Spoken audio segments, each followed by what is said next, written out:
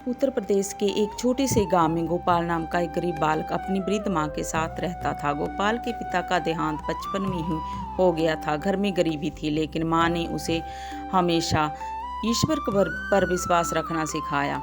वह रोज सुबह उठकर स्नान करता और अपने छोटे से मंदिर में रखी कृष्णा की मूर्ति के सामने दीप जलाकर भजन गाता।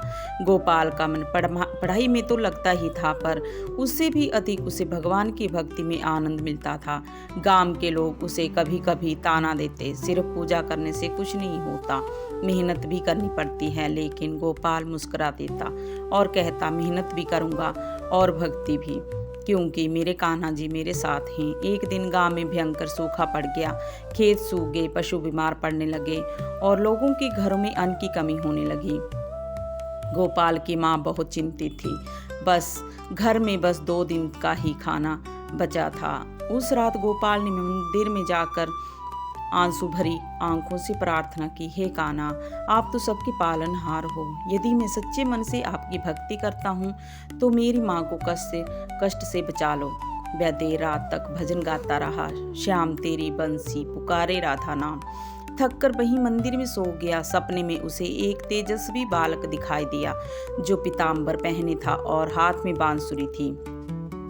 वह मुस्कुराकर बोला, गोपाल, कल सुबह नदी के किनारे जाना, तुम्हारी चिंता दूर हो जाएगी। सुबह होते ही गोपाल दौड़ता हुआ नदी के किनारे पहुंचा। वहां उसे मिट्टी में दबा हुआ एक छोटा सा घड़ा मिला।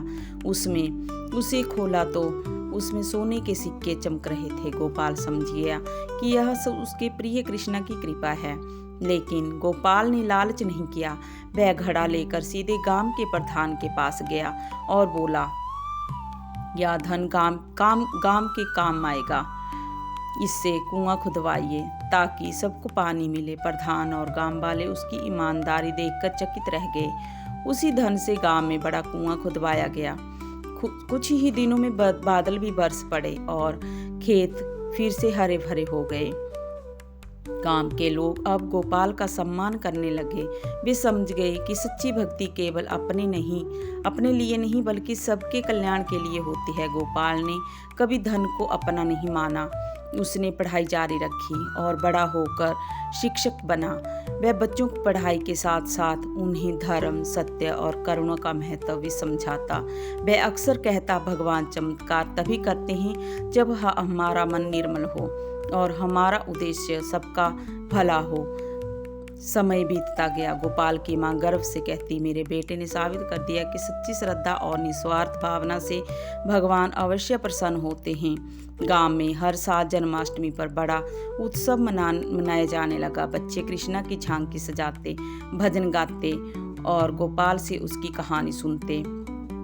सच्ची भक्ति में शक्ति होती है। निस्वार्थ भाव से किया गया कार्य ही सच्चा धर्म है। ईश्वर पर विश्वास रखने वाला कभी अकेला नहीं होता। जब हम दूसरों के लिए सोचते हैं तब भगवान हमारी सहायता करते हैं।